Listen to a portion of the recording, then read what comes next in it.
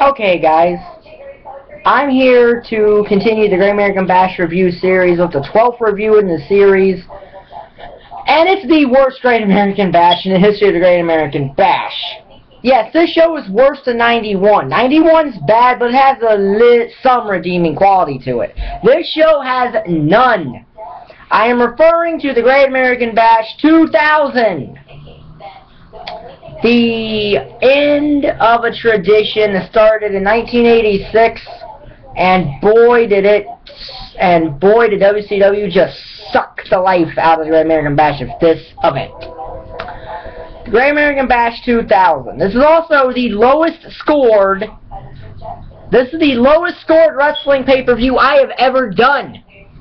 So the final score will be quite interesting. Great American Bash 2000, June the 11th, 2000. I know that date because I have this pay-per-view on video for some dumb reason. I got rid of it. It's a bad show. So from the Baltimore Arena in Baltimore, Maryland, we open with the WCW Cruiserweight Championship match. Lieutenant Loco, or Chavo Guerrero, versus the Disqo Inferno, who's representing the Filthy Animals. Why in the world was Disqo Inferno in the Filthy Animals? I mean, seriously. Nothing WCW did if Disqo Inferno tried to make him cool never worked. No one cared about the Disqo Inferno. It was one of those doomed to fail gimmicks. Although I do think it was Fandango done right and better after a while. But I will say this. The guy playing Disqo Inferno made it work even though it was a horribly bad gimmick. And this could have, for honest versus, be a lumberjack match because Lieutenant Logan's got all the MIA with him, which is all four of them, other than him, and all the Filthy Animals are with Disqo. So there's 9 people around the ring here. So this match was going to 1 star. I'm taking a half a star off because down the ramp later comes this old guy in a uniform, Pops, who gets pushed down, fakes a heart attack, and then Chavo wins, and then Chavo gets the win. I don't really remember how he won, and I really don't care to. I just know he got the win. I believe he got the win after Corporal Cajun or Lash LaRue did his finishing move on Disqo or something, and then Major Guns revives Pops. Half a star. Not good. So then we get a #1 contenders match for the WWE Tag Team Championships. Kronik versus the Mamalukes. 1 star because it's actually entertaining in what Big Vito's doing.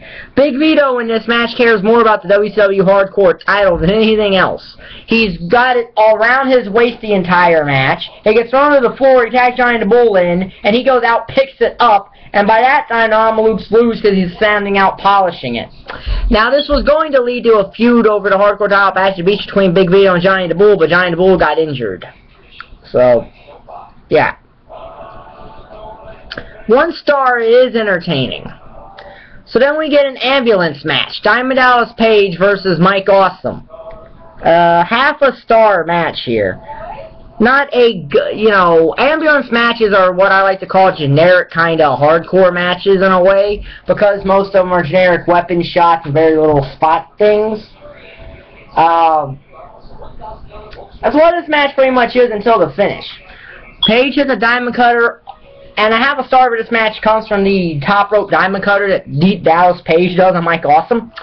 But as he's trying to win the match, Chris Kanyon, who's in this halo in a wheelchair, gets up, diamond cuts Page off the stage, and then Awesome gets the win.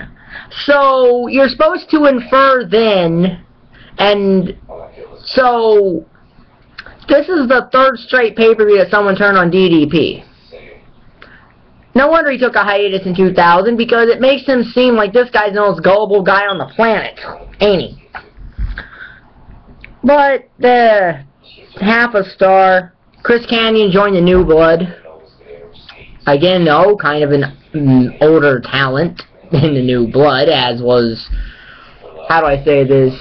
As was the norm in the New Blood. There was no true New Blood in that, other than possibly Vampiro and Billy Kidman. Other than that, most people were at least a good nearly 10 years in the business by then. And Vampiro wasn't even New Blood either if he got in his Mexico work. So then we get a boot camp match. G.I. Bro versus Shawn Stasiak. What's a boot camp match? It's a last man standing match except they're wearing camouflage. That's pretty much it. This is the best match on this card. And that is sad because it features Shawn Stasiak of all people. This is a 2-star match. Scott Hudson says that they're nearly 20 minutes in. No, this match only goes about 14 minutes. And the finish is G.I. Bro or Booker T hits Stasiak with the Lex Flexor bar thing.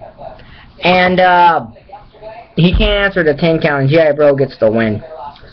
So then we get a best of 5 tables match. The Franchise versus the Wall, half a star. Wall puts Franchise through 2 tables quickly. They go to near the aisleway, and there's 3 conveniently placed tables and a ladder.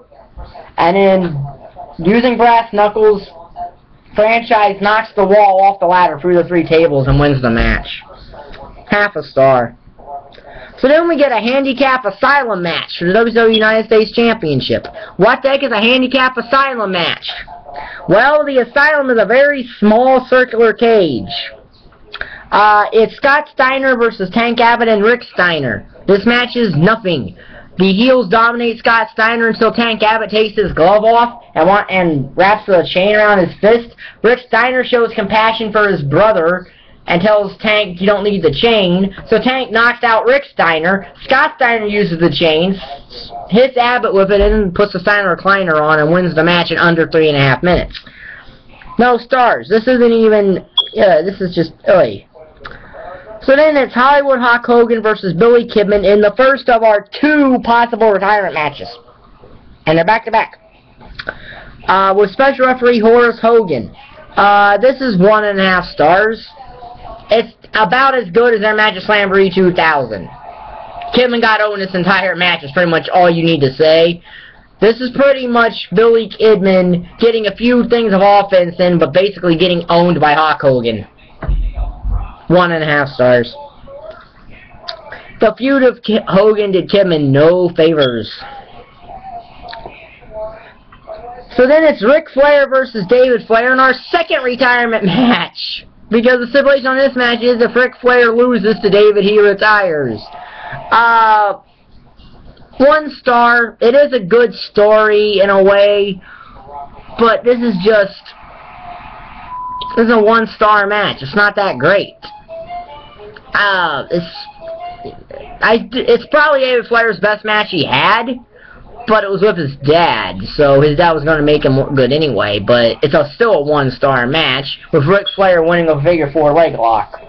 Now, the next night on Nitro, Ric Flair loses to Vince Russo, of all people, and is forced to retire from WCW, only be brought back later, after Russo's gone, at least off-screen, as the CEO of the company.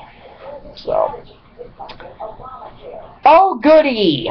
Our next match, the Human Torch match, Sting versus Vampiro. You're in for a first and you're in for a treat.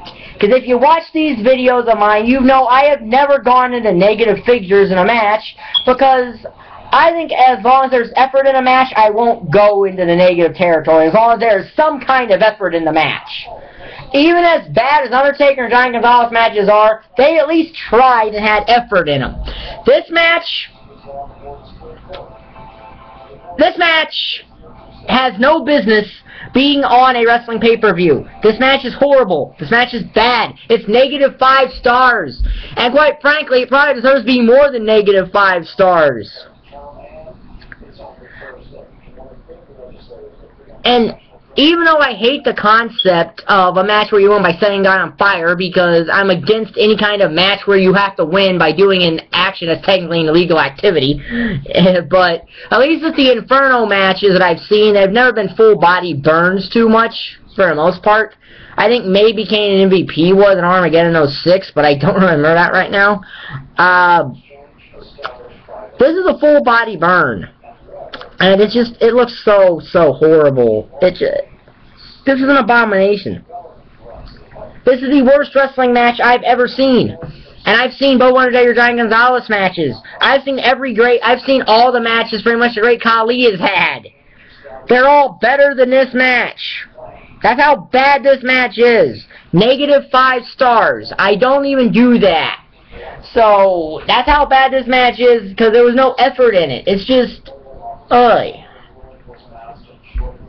So then we get our main event, which something else happened here that was stupid, and it's why I took off of the main event. I took off the main event for it. The WCW World Heavyweight Championship match. Jeff Jarrett versus Kevin Nash. Now, let's keep this in mind. Ernest Miller makes all kinds of special things. Conan, a special guest, bell ringer. Rey Mysterio's the timekeeper, even though bell ringer and timekeeper are the same thing. It's just to get the filthy animals out of here. Juventud Guerrero's the guest ring announcer, despite already having introductions. Tigress is the keeper of the belt. Disqo's doing something, and Ernest Miller's outside as a guest referee. So, logically, Kevin Nash would win, because you don't do that unless the babyface wins. Which I will say, at least when they do with Cena, the WWE is doing it right. When Cena's got all these kind of obstacles. But, that's one of the few things that Creative does right with John Cena. But, anyway. This was a 1-star match until the finish, in which Goldberg comes in, spears Nash, allowing Jarrett to win, and Goldberg turns heel. Why did WCW do that? Why? People still liked Goldberg. Goldberg was not getting booed. This made no sense. You want to know what killed Goldberg? This killed Goldberg. His heel turn killed Goldberg. He never gained the credibility he had from it, in a way. Now, granted, that and also WCW putting him a mic in front of his face also didn't help him and killed him. But this is the bigger thing, because it made no sense. This was just doing what you wanted to do and hoping it was a spark. That didn't happen. So, ½ star. So, ladies and gentlemen, here is the rating for this show. Out of a possible 50 stars, this show, due to having a -5-star match on it, gets 2.5 stars out of a possible 50. 2.5! That is the lowest score I have ever given any pay-per-view. Even the bad WWE pay-per-views have scored higher than that. 2.5 out of 50. This show, avoid. Do not watch. There's nothing on here ever to watch. Unless you want to say you've seen all the Great American Bashes using the WWE Network, feel free to watch it then. But don't ever watch it again after that. This will be in the Great American Bash review series. The next review in the series will be 2004, which I'm going to be uploading in just a few minutes. So if you like the video, like button is down there, subscribe button is down there, and thanks for watching. Bye.